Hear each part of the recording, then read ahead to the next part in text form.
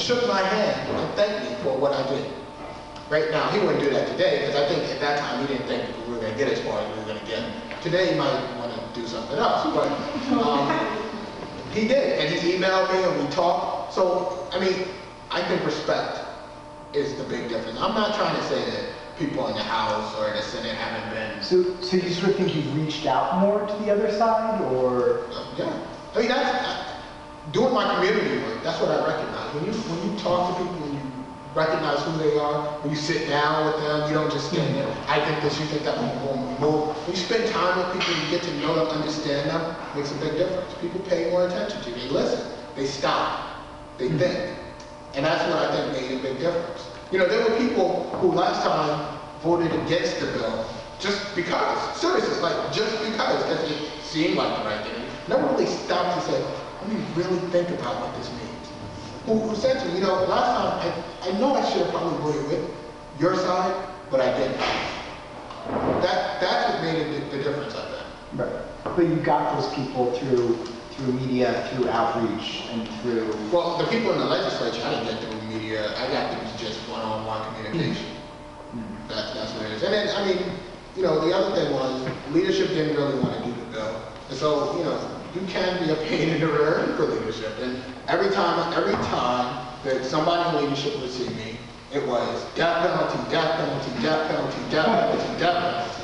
You know, I mean, you have to be persistent. I mean, that and juvenile justice. But whenever you see me, it's this guy's stuff. But no, you can't. You have to keep going, wear them down.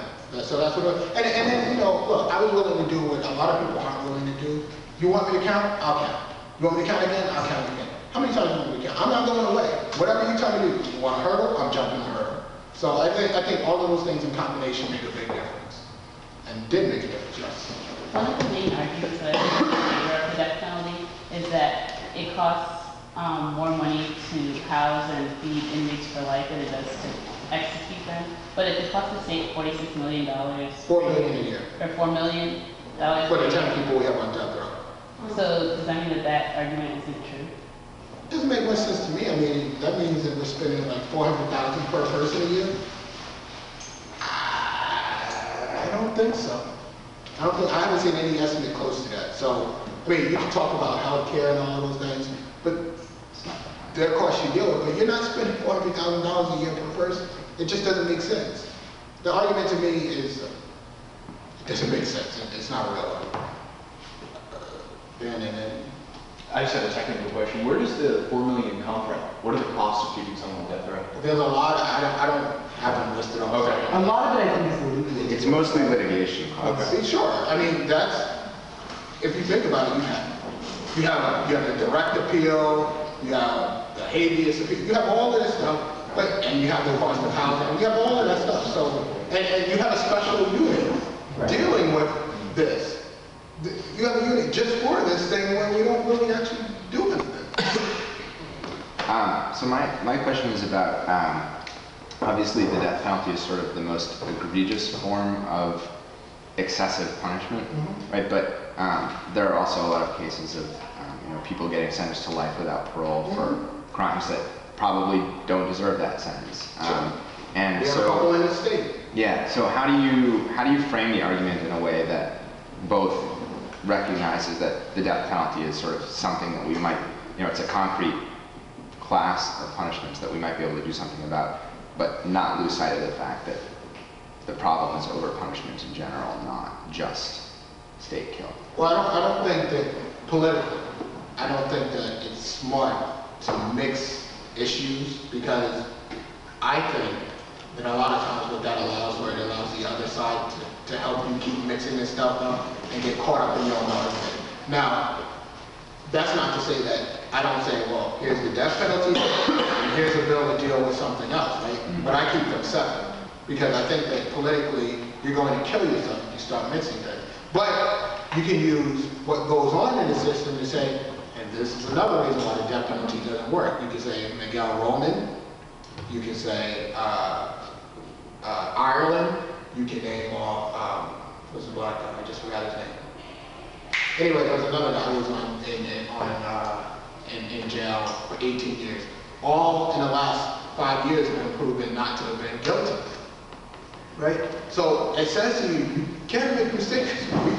We made mistakes. And we've actually paid one of them a couple of $1 million because we made a mistake. Now, that's not really a good thing. That's sad and it's really a bad thing, but it's not tragic like the way if we killed somebody. Right? You can't give them $5 million if they're dead. Not going to happen. You can't say, oops, we're sorry. So, I mean, I don't really generally mix up these things because I think they need to be separated. But I do understand that some of those arguments are useful to the death penalty argument. Is that it? Anybody else? Yeah. So what are the ways that we as students can get involved in advocacy? You mentioned there's a rally that's going to be held this Sunday. What are some of the things we can do? I mean, just generally, I think that you can first, before you get involved in doing anything, I've always said this to people, go do some research for yourself. Learn about the issue. Learn what the shape and form of the issue is. Then you find out who's working on the issue. I mean, this is just how I've done everything, right? You find out who's working on the issue, contact them and say, what's going on, right? There are meetings all the time where people are talking about this. There are forums where people are talking about it, and we know, right, because this is what we do. We're advocating for it. And you can get involved. And then as that happens, you kind of feel where in this thing you belong. Like if you belong in doing research, or if you belong in speaking, maybe you have the talent to speak. You know, I can't tell you exactly where to get involved. And actually, I think it's a disservice when people tell you that. I think they should tell you how to begin to get involved, that you should find where you fall. Because, you know, we often tell people to go and reload. I don't know where you go. But research. I give out my phone number, right? And I'll give out my phone number then. It's my real number, the one that's on my head, right? Most of us don't really do that. Call me. Ask me about it. Find out. You got technology. This guy's sitting here with a computer right now. Get on the web. Find out who's talking about it in the state. Contact those people because you know what? They need help. They're looking for help. You guys probably all use the internet, right? You can get the message out through Facebook, Twitter, all of that stuff, right? That's what I do too, by the way. You get the message out. Expand the network. That's what you can do. Because the most important thing is to get people to recognize that what they think is going on with the death penalty is not going on with the death penalty.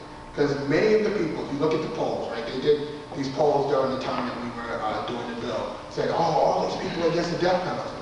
True. But when you looked at the internals of the polls, what they actually asked people, absolutely make no sense. X amount of people think that the death penalty prevents murder, right? We just discussed that's not true.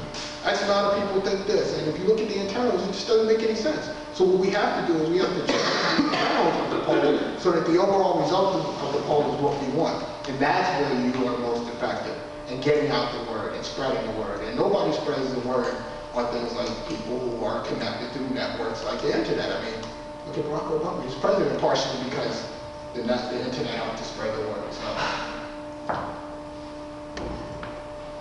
Yes. Okay, when we were talking before, you said the governor has to go. Yes, she's gonna go. So how much, I mean, are you